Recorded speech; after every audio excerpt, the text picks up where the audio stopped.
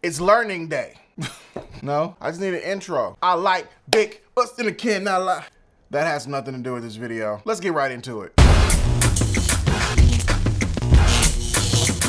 I got a request in one of my comments to give an explanation on how to do a mix minus with the Zoom L-12 and the M-Audio M-Track 2M C series. So, I'll do my best to explain the way I route it for my podcast, PIXI Does It. You can go check that out on my other YouTube page. I won't get into the whole explanation for how to do a mix minus and what a mix minus is, because I'm assuming if you're watching this video, you know what it is. All right, so here's what we need to make this mix minus happen using the L-12 and the M-Audio interface. First, what you'll need, obviously, Zoom L-12 and M-Audio 2M2 C series. You'll need a single quarter-to-quarter stereo patch cable, tip ring sleeve, and you'll also need a stereo patch cable, left-right. It's very easy to do a mix minus with the Zoom L-12, and with this particular interface, you can actually save your settings to recall for later projects. So the first connection is you need to get sound out of the L-12 into the M-Audio, which we'll use a single tip ring sleeve patch cable for. So the Zoom L-12 has these multiple monitor outs. With those monitor outs, you can route different signals. I personally use channel B, which is right there, and run that into channel 1 of the M-Audio interface. Next, we'll need to get sound back out of the M-Audio interface into the Zoom L-12, and you'll route that to a channel on the mixer itself. So with that,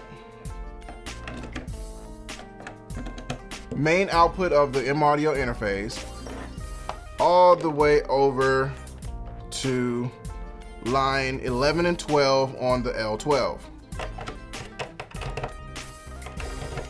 The reason it's line 11 and 12 instead of 9 and 10, which is your other stereo pair input, because typically the default output of your computer is the USB channel 1 and 2, which is right there. So the only other empty stereo pair input is 11 and 12. Now, when you got those patch cables connected, the thing is to route the necessary audio out of this interface into this one. Since we're using the monitor out B on the L-12, you go here to fader mode, select B, and here's where you'll program whatever audio you need to route to that B output. So for example, we'll have a microphone here on channel 7, we'll have another microphone here on channel 8, whatever audio that's looping back through your computer, or if you got another signal coming in through your stereo pair. Then since this is 11 and 12, which is the loopback audio from our M-Audio interface, we don't want this to go through on channel B, so you'll leave that one down. Here is where the L-12 shines, because you'll hit save on your scenes. You can choose any one of these numbers here to save your scene. We'll choose 3 for this particular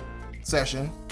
That B routing is now saved to scene 3. And that's pretty much your mix minus setup with using the Zoom L-12. It's that easy. Now, I use this setup with Wirecast, and I use it on a MacBook. One computer, both interfaces are connected. You can't use this connected to 2 separate computers, having the M-Audio connected to one computer, the L-12 connected to another computer. But in my personal case, I use both interfaces, one computer. You just have to make sure that the audio routings for each software is pointed to the specific interface that you need to point to. So in my case, it's Wirecast. When I route in a call from Skype or the internal conferencing that Wirecast has, I'll make sure that the Wirecast software audio outputs and inputs is using the L-12, and Skype audio input and output is using the M-Audio. That's important. So that's pretty much it. That's the basic routing for using the Zoom L-12 and the M-Audio 2x2M. So if you have any further questions, go ahead, leave them all in the comments, and I will definitely respond back. And if you like this video, hit me with the thumbs up. Make sure you subscribe for future videos. I am Mr. PIXI. Until next time,